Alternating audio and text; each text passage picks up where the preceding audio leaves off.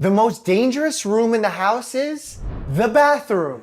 A report released by the CDC in 2008 stated that 22 million Americans every year get injured right here in the bathroom. So here's my scientific, evidence-based grooming routine to keep you safe and happy and healthy. Huge thanks to Tymo for sponsoring this video.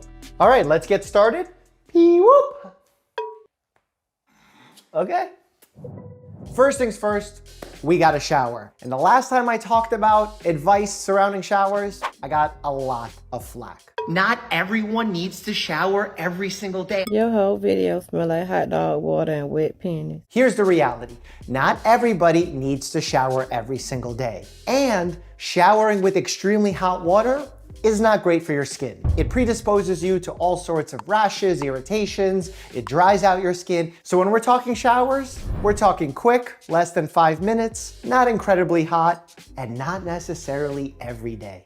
2/3 of those 22 million accidents that happen in the bathroom each year happen as a result of slip and falls. That's why it's so important that there's something for you to grab onto in your shower and that you have good grip on the floor. That could mean putting in a shower mat or just installing grip tape so that you have good traction. It's time to lather up with the soap bar. And a fun fact about your soap bar is that it does in fact have bacteria on it, even though soap is antibacterial.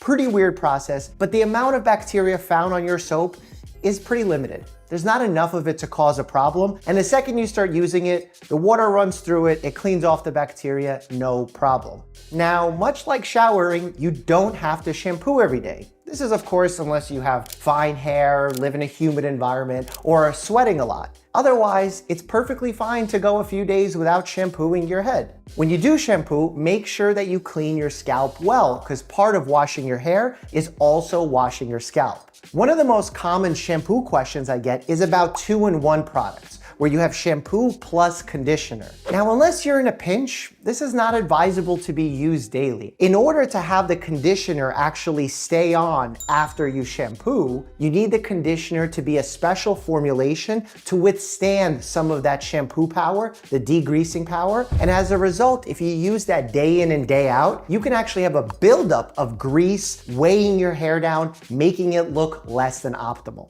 We've talked about cleaning hair, but now let's talk about getting rid of hair. Now, I'm not usually one to shave, but I will point out that most people, when they do shave, they shave incorrectly. When you do so, you can create nicks in your skin, irritation, acne, folliculitis, which is an infected hair follicle. Literally just learning proper shaving technique by following these simple steps will go a long way in decreasing shaving irritation. And because I don't shave and I still want to maintain a kept appearance, I do trim my facial hair. When I do the trimming, I usually clean up my beard all the way to the edge of my jawline, just for a little bit of accentuation. Now let's talk nose hair. It's unsightly, people want to get rid of it. There's videos on TikTok of people ripping out their nose hairs using waxes, people plucking it, and that's not really medically ideal because nose hair is there to serve a purpose. It actually acts as a filtering system for your nose. So instead of ripping it out either by plucking or waxing, use a nose hair trimmer to gently trim it so that you don't see it on the outside of your nose.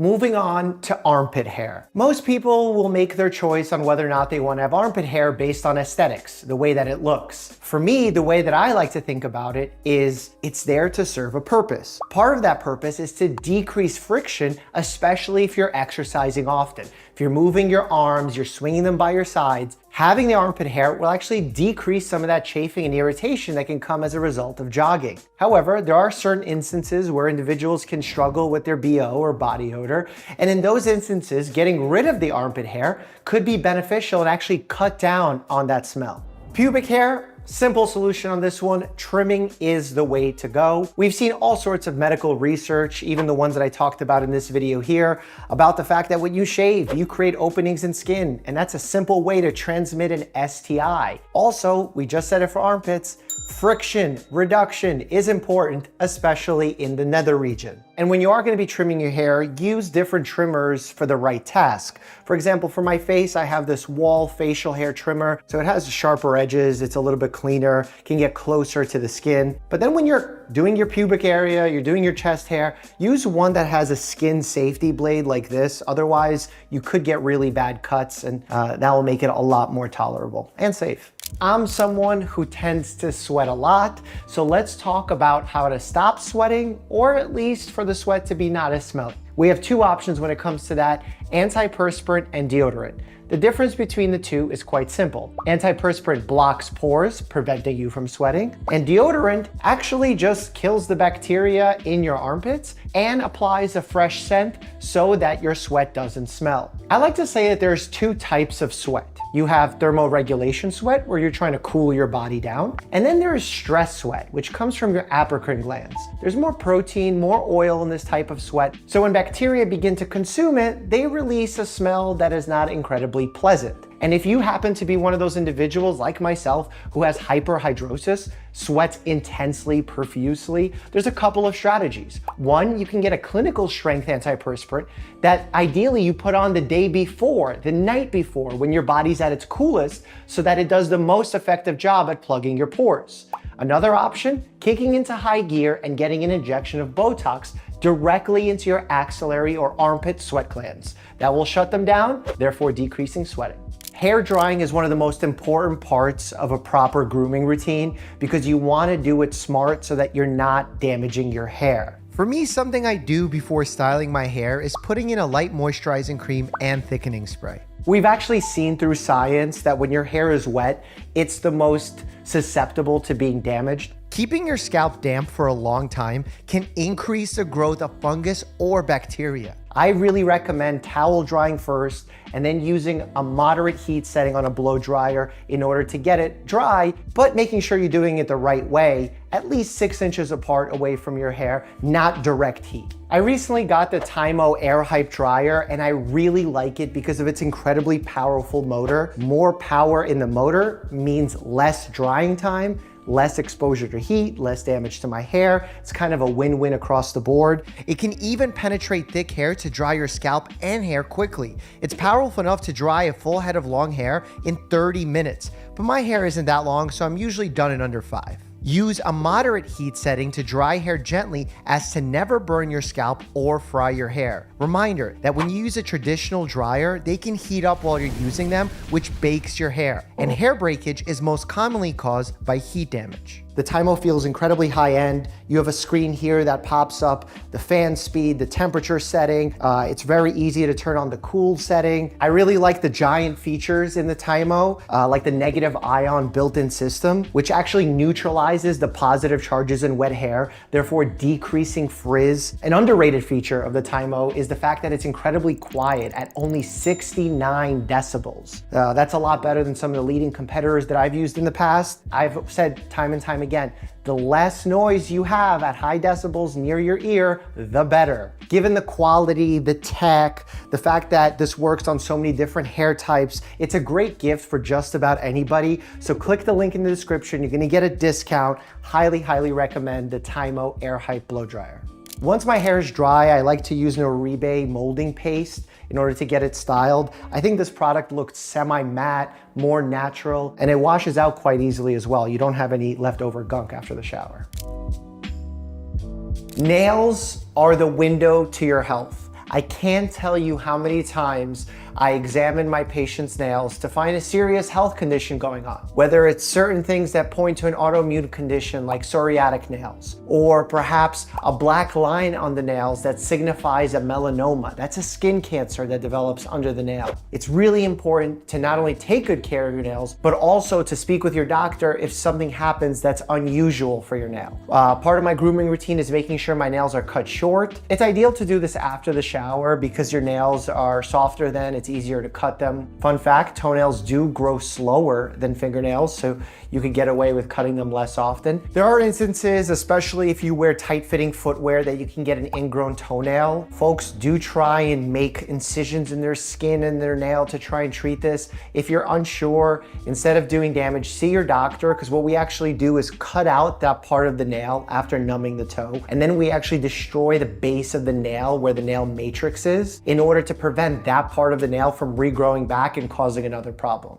Can't have a grooming routine without talking about dental health. And dental health is a part of health. It starts by brushing your teeth. You should be doing this ideally twice a day because you want to get rid of plaque. Plaque buildup leads to gingivitis, gum disease, cavities, oral health problems that you simply do not want, and brushing your teeth is a simple way to combat that. When it comes to flossing, there's a little bit of controversy to be had because people say that there is no long-term data saying that flossing is actually beneficial. But while there is no long-term randomized control data, there are really good quality short-term data that support flossing. And also there's a ton of anecdotal good quality evidence across the globe that say flossing is an important part of health. When it comes to mouthwash, it's a common question I get. And unless it's specifically recommended for you by a dentist, by a doctor, for some specific medical condition, I usually tell most people to avoid mouthwash because they usually use one that has a lot of alcohol in it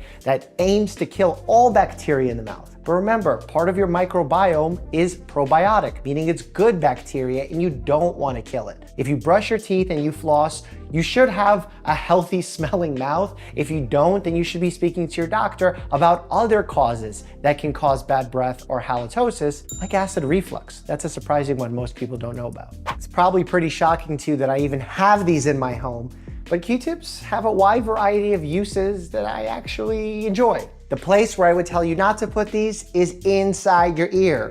If you want to use a Q-tip to clean your ear, clean the outside of the ear only. So many of my patients think that earwax means a dirty ear, but that's not true. In fact, if you remove all your earwax from your ear, you dry out the canal faster. By scratching inside the ear, you make it more prone to bacterial infections, fungal infections. And if you go far enough with the Q-tip, you could actually damage your eardrum or tympanic membrane. Also, if you are going to be using this anywhere around your ear, make sure you're not doing it near a door. When it comes to skincare, I like to keep things as simple as possible, and the advice here really needs to be individualized. For my skin that's perpetually dry, I like to use a moisturizing product that's good quality. I like this Bioderma product. If I'm applying a moisturizer and I know I'm going to be spending time outside, I like to get one with SPF in it. That also means getting a good quality lip balm as well, especially if you're a mouth breather because your nose is a little stuffy at night. Making sure your lips aren't dry goes a long, long way to prevent chapping. Currently, I have a situation where I have a little rosacea around my eye. So for that, I'm using metronidazole, which uniquely is an antibiotic. Not that this is an infectious process or that this helps because of its antibiotic properties. The idea is that it has some anti-inflammatory properties, but I've been using it and so far it's been doing a decent job. Hopefully this rosacea will go. I don't usually use a cleansing product unless I've just done television or the news where they put on foundation and makeup on my face against my will. And when they do, I want to make sure that I clean that off properly, so I do use a cleansing product at that time. But in general, I don't think it's mandatory to every day to cleanse your face. You've seen my grooming routine, but have you seen Bear's grooming routine? Click here to check it out. And as always, stay happy and healthy.